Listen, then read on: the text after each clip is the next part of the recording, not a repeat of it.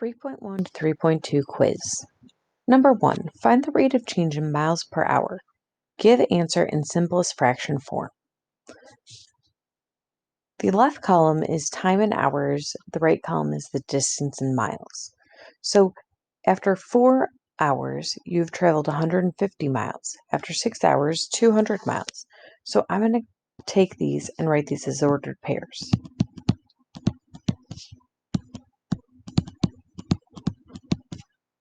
To find the rate of change, that's the same thing as finding slope. So I'm going to use the slope formula of slope equals y2 minus y1 divided by x2 minus x1. In order to fill in this, I need to label my points x1, y1, x2, y2.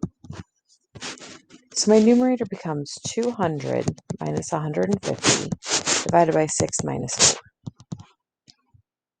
200 minus 150 is 50, divided by 6 minus 4 is 2. To simplify that, 50 divided by 2 can be reduced down to 25. So that means 25 miles per hour. You can abbreviate this MPH. Number 2, find the rate of change in students per year. Give the answer in simplest form. So we have the freshman class over years and students. So I'm going to find my ordered pairs.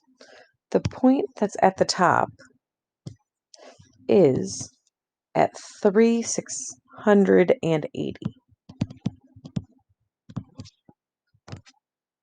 The point in the bottom is at 6, 620.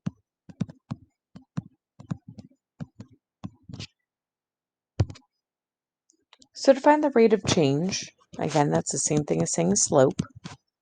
I'm going to use the slope formula. Slope equals y2 minus y1 divided by x2 minus x1. So I'm going to label my points, x1, y1, x2, y2, and I'm going to solve this. 620 minus 680 divided by 6 minus 3. The numerator becomes negative 60. The denominator becomes a 3.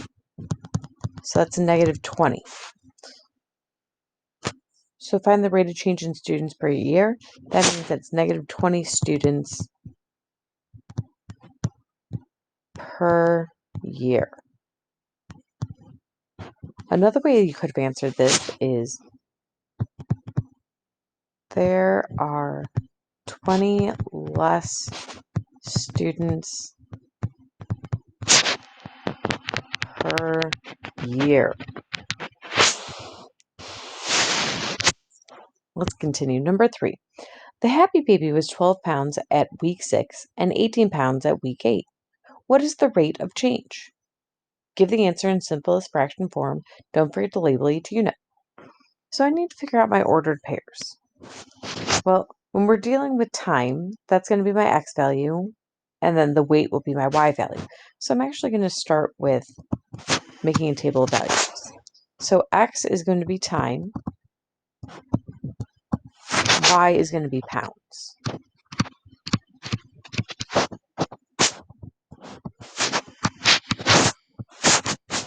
So at 6 weeks, the happy baby is 12 pounds.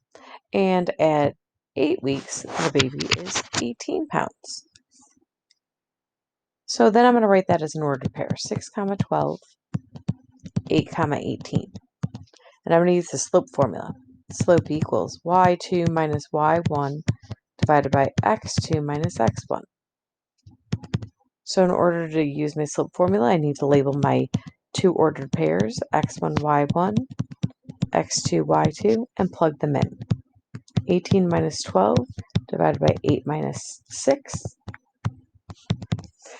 So that leaves my numerator is 6 divided by 2, which is 3.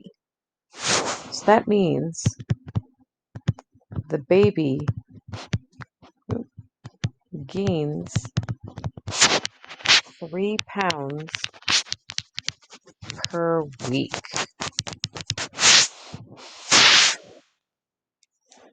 Number 4, find the slope of the line graphed Give answers as a simplified fraction. So I'm going to write down my ordered pairs. 1, negative 2, and 2, comma 2. I'm going to use my slope formula. Slope equals y2 minus y1 divided by x2 minus x1. And then I'm going to label my ordered pairs at the top. x1, y1, x2, y2. And I'm going to plug in my values. 2 minus negative 2 divided by 2 minus 1. In the numerator, I need to change that to adding a positive. So that becomes 4 divided by 1. So slope equals 4. Number 5, find the slope of the line graph. Give answer as a simplified fraction. All right, so let's write our ordered pairs. We have negative 2, 3, and then we have the ordered pair of 1, 1. So I'm going to use the slope formula. Slope equals y2 minus y1 divided by x2 minus x1, and label my ordered pairs x1, y1, x2, y2. With them labeled, I'm going to put them into the slope formula. It becomes 1 minus 3 divided by 1 minus negative 2. In the denominator, you'll see that they're subtracting a negative, so I'm going to add and make it positive. I could do the same thing in my numerator and add and make it into a negative 3. So in the numerator, 1 plus negative 3 is negative 2, divided by 1 plus 2 is 3. So that means that my slope is a negative 2/3. So I could check that. If I start at my point on the upper left, and I go down 2, and I go to the right 3, that should be my next point, which it is. So that is my slope. That is correct.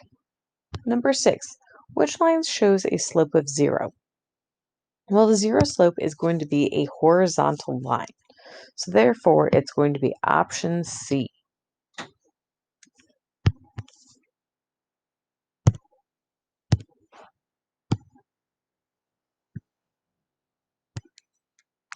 And I know this because I have a horizontal line that is going straight across from left to right in option C. Number 7, find the slope of the line which passes through the two given points. Show your work and reduce fractions. So I'm going to use my slope formula. Slope equals y2 minus y1 divided by x2 minus x1. You could rewrite your ordered pairs, or what you can do is just label below x1, y1, x2, y2. And plug it into my slope formula. 15 minus 5 divided by 8 minus, 15 minus 9 divided by 8 minus 5. So 15 minus 9 is 6, divided by 8 minus 5 is 3. 6 divided by 3 is 2. My slope is 2. Number 8. Find the slope of the line that passes through 1, 7, and 5, 2. Show your work and give answers as a simplified fraction. So I'm going to use the slope formula. Slope equals y2 minus y1 divided by x2 minus x1. So I'm going to label my ordered pairs x1, y1, x2, y2, and plug it into my slope formula. 2 minus 7 divided by 5 minus 1. The numerator, 2 minus 7 becomes negative 5. Denominator 5 minus 1 gives me 4. So that means that my slope is negative 5/4. Number 9, find the slope of the line that passes through negative 4, 10, and 0, 6. Show work and give answers as a simplified fraction. So I'm going to use the slope formula. Slope equals y2 minus y1 divided by x2 minus x1. I'm going to label my ordered pairs x1, y1, x2, y2, and I'm going to plug my values into my slope formula. That becomes 6 minus 10 divided by 0 minus negative 4. There's subtraction, so I'm going to add and make it a negative 10. I'm going to add and make it a positive 4. That simplifies down to 6 plus negative 10, which is negative 4, divided by 0 plus 4, which is 4, which reduces down to negative 1.